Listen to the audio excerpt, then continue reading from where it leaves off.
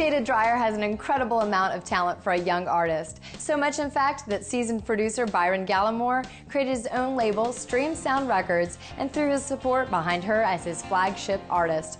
Her first single, Guy's Girl, has taken off, and her new album is set for release later this year. Lynn sat down with Jaida to talk about how her world has changed in just a few short years. I have caught up today with one of my favorite newcomers in the business, Miss Jaida Dreyer, who, oh my goodness, a lot going on with you. Made a Grand Ole Opry appearance just this past weekend. She has a new single going to radio called Confessions. We have to talk about that. It's so good to see you. How are you? It's so good to see you. I'm great. So, tell me about everything. What a whirlwind. Radio tour and new single, record label home, working with Byron Gallimore. I mean, how is it? It's better than I could ever imagine it to be, honestly. So much has gone on in such a short period of time. We were out on the road for the radio tour for 16 weeks straight. And so that was an adventure, but a lot of fun. And the new single, Confessions, is coming out, and it's one of my... Talk about that song. Yeah, it's one of my... You've heard it for a long time, so, you know, I'm really excited for it to be out there and be released. It's one of my favorite songs on the record, and I co-wrote it with Angelo and Robert Ellis Oral. Okay, two great writers. Yes, We know two of my favorite. So talk about that day and that idea. I mean, is that from a true life situation for you? Do you write pretty much autobiographical? It's pretty autobiographical too. You know, when I write, I tend to get myself in trouble sometimes. But that day, that was actually, we wrote 2 songs that day. And it was one of the first times that we wrote, and we just pounded it out. And it was, you know, it all happened very organically and rather fast.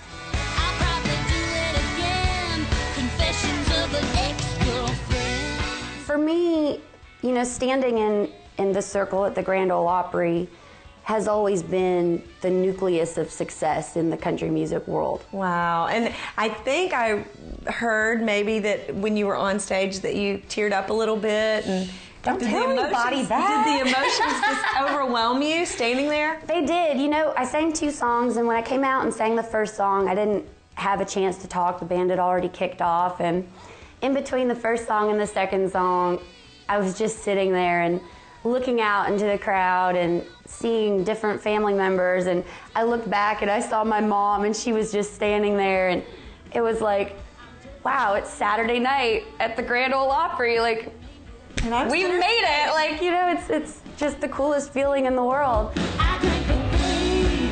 I pay no cover. I dance with one cowboy and another. Your mother has been a huge supporter. Hasn't she traveled with you everywhere? And I mean, I remember in the early days, I would see Jaida, I would see her mother. So what a supportive and wonderful person to be there for you. How's that been? Yeah, you know, my mom and I, we have a really interesting relationship. We've, you know, traveled the country together. You know, I've lived in 7 different states. I've lived in each of them with her, and we've traveled there together. Just the 2 of us, and we've had some really great times and some really hard times. And you know, before I moved to Nashville, she was diagnosed with breast cancer, and that's essentially why we ended up moving to Nashville together. It's just funny how things happen. And I credit her for giving me my cool taste in country music, because she educated me correctly. Oh, that's so sweet. Well, I want everybody to go find Jaida Dreyer, go download her song, Confessions, listen to it on your local radio station, and I guess JaidaDreyer.com. Where can people find you? All the social networking sites, on the Facebook and on the Twitter, and yeah, the official website, which is www.jaidadreyer.com. And we're going to have pictures from the Grand Ole Opry debut and all kinds of stuff right here on Inside Music Row. Thank you so much for being with us. Jaida Dreyer, everybody. Now it's time for our weekly songwriter tip, brought to you by Nashville Songwriters Association International. This week we sit down with Casey Kelly as he talks about showing versus telling. When we used to have the opportunity to play for the publishers here on Music Row, they used to beat us up over songs that told the story. And their point was that the song should show the story. It should describe what's going on. It should give you pictures of what's there and let the listener bring their own feelings and way of relating to those situations into the song, because once they do that, you've got them. To learn more about NSAI, visit NashvilleSongwriters.com. That's about all the time we have for this week's show, but don't forget those new Declaration of Independence discs we have up for grabs from Colt Ford. Enter online only at InsideMusicRow.com. Hey, don't forget to check out our Facebook page too for all the latest news and events going on around town. We're going to leave you today with the latest from Throwdown Tour veteran Sonny Sweeney, From a Table Away. Don't miss out next week when we catch up with Kelly Pickler. Until next time, I'm Bailey for Inside Music Row, and I'll see you again real soon.